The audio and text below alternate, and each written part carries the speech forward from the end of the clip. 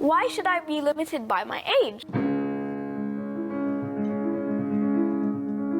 He came up with it when he was 8.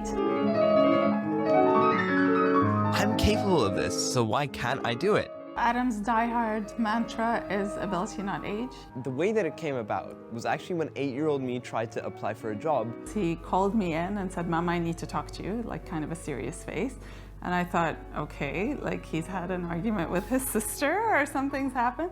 And instead he sat there super serious about this high and saying, "I'd like to apply for a job.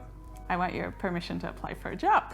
And of course, we're enabling parents and we've always had him lead and, you know, it's his journey. We're just there to support. So he said, "Absolutely." You know, I tried to keep a straight face. I'm like, "Absolutely, where are we applying?" He's like, "I got this. I just needed permission." So he sat and he decided to apply for a job at Hypixel, so Minecraft. Being 8, I was half the age of the minimum requirements and very obviously got denied. I wondered why. And then he said, "It's not fair, you know, the whole age thing." We're like, "What are you going to do about it?" So he became a public speaker and kind of devoted the last 7 years. Because to me, I saw that I had the capabilities and what it took to volunteer and to help out. So what I think it really means is that you should be able to access opportunities based on your abilities and what you can do and what you're good at, rather than just being judged by your age and having a glass ceiling in front of you as to where you can go. His attitude and his courage to be able to just go out there and put himself out there and try something. And I think at such a young age, that to me was amazing. Yeah. You know, he just had that internal confidence and bravery and the so what kind of attitude. Just go out there and, you know, give it a try. So yeah, very Yeah, I impressive. think that's a good thing. I always tell him he's one of the bravest kids I know because it's not intimidating. He's like literally powered by curiosity. He will just let that drive him wherever, and he's not afraid. I mean, I have photos of him when he was in year 3. He was so curious that he wanted to ask questions. They were in secondary school, and he started attending year 10 classes. It's one of my first lessons of the year. I went into my computer science class and we had like our whole introduction to the year. And then I see my brother walk in the class and then he gets introduced by my computer science teacher as our new student for the term. So he comes, sits at my table with all my friends, all the guys. He's like, "What's up, guys?" So he was basically at everyone's knees. They had to lift him up to put him on the chair in the science labs, and they had to carry him up because he couldn't reach stuff. So very brave. He'd just go in and he'd say, you know, just follow the curiosity, and he'd just go for it. No, 100%.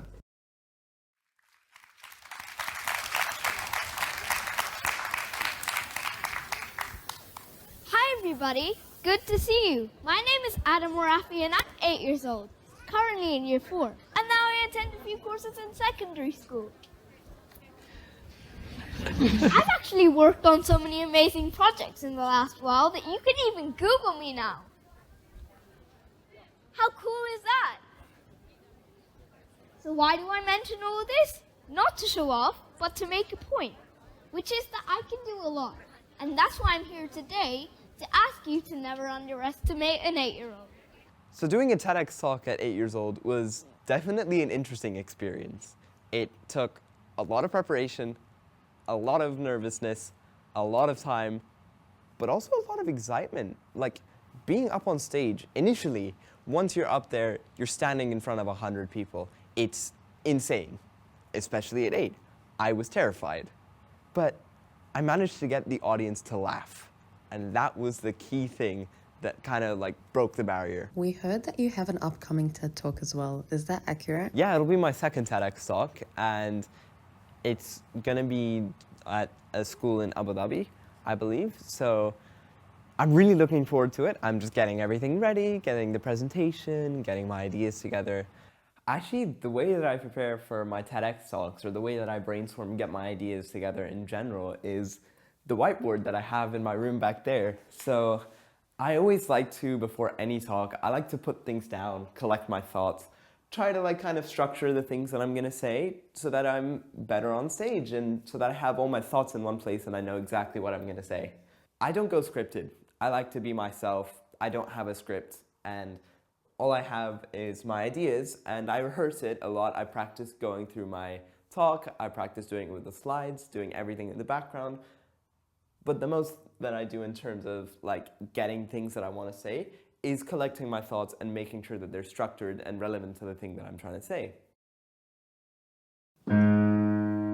People should be considered based on their abilities and what they can do versus just their age. And I don't think that age should be a limiting factor. I feel like embracing that sort of mentality will help to unlock a lot of different potential and like things, and just kind of like motivate youth to keep following their curiosities, their passions, and like to get opportunities for themselves.